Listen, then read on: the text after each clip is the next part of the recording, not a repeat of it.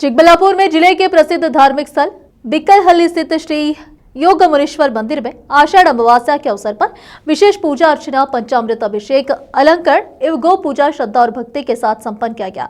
आश्रम के धर्मदर्शी doctor BK Manjunath के नेतृत्व में आयोजित धार्मिक कार्यक्रमों में चिकबल्लापुर के अलावा कलबुर्गी, रायचूर तथा राज्य के विभिन्न जिलों से हजारों श्रद्धालुओं ने भाग लेकर भगवान के दर्शन किए। इस अवसर पर डॉक्टर बीके मंजुनाथ ने कहा कि जो भी श्रद्धालु सच्ची श्रद्धा और विश्वास के साथ श्री योग मुनीश्वर स्वामी से प्रार्थना करते हैं, उनकी मनोकामनाएं अवश्य पूरी होती है।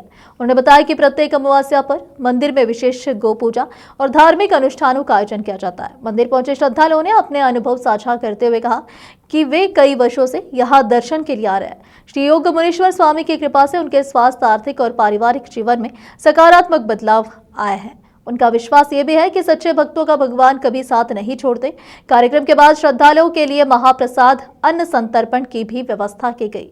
चिकबल्लापुर से संवाददाता सलाउद्दीन की रिपोर्ट। देश विदेश और स्थानीय समाचारों के लिए चैनल को लाइक, शेयर और सब्सक्राइब करना ना भूलें। ಕ್ಷೇತ್ರದಲ್ಲಿ ಈ ದಿನ ಅಮಾವಾಸ್ಯೆ ದಿವಸ ಬೆಳಗ್ಗೆಯಿಂದ ವಿಶೇಷವಾಗಿ ಅಭಿಷೇಕ ಅಲಂಕಾರಗಳೆಲ್ಲ ಆಗಿ ಭಕ್ತಾದಿಗಳು ತುಂಬಾ ದೂರದಿಂದ ಬಂದು ಅವರ ಕೋರಿಕೆಗಳು ಏನೇನಿದೆಯೋ ಭಗವಂತನ ಎಲ್ಲರ ಹತ್ರ ಎಲ್ಲವನ್ನು ಕೋರಿಕೆಗಳನ್ನು ಭಗವಂತನ ಕೇಳ್ಕೊಂಡು ಪೂಜೆ ಪುನಸ್ಕಾರಗಳಲ್ಲಿ ಭಾಗವಹಿಸಿ ಪ್ರಸಾದ ಎಲ್ಲ ಅನ್ನದಾನವನ್ನೆಲ್ಲ ತೆಗೆದುಕೊಂಡು ಭಕ್ತಾದಿಗಳ ಆನಂದದಿಂದ ಶ್ರೀಕ್ಷೇತ್ರದಿಂದ ಹೋಗ್ತಾ ಇದ್ದಾರೆ. ನೀವೆಲ್ಲ ನೋಡ್ಬೋದು.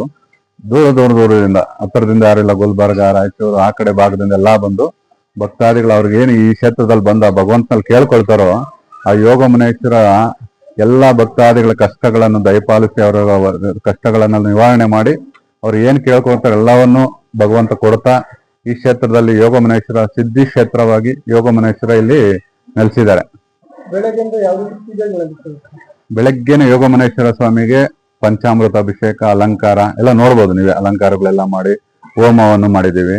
ಈ ದಿನ ಬಹಳ ವಿಶೇಷ ಅಂದ್ರೆ ಅಮಾವಾಸ್ಯೆ. ನಮ್ಮ ಗ್ರಾಮೀಣ ಭಾಗದಲ್ಲಿ ರೈತರು ಈ ಅಮಾವಾಸ್ಯೆ ದಿವಸ ಪೂಜೆ ಮಾಡಿ ಮುಂದೆ ಬೆಳೆ ಚೆಲ್ಲುವುದು, ಬೆಳೆ ಬಿತ್ತುವುದು ಎಲ್ಲ ಕಾರ್ಯಗಳನ್ನು ಈ ಅಮಾವಾಸ್ಯೆಯಿಂದಾನೇ ಸ್ಟಾರ್ಟ್ ಮಾಡ್ತಾರೆ.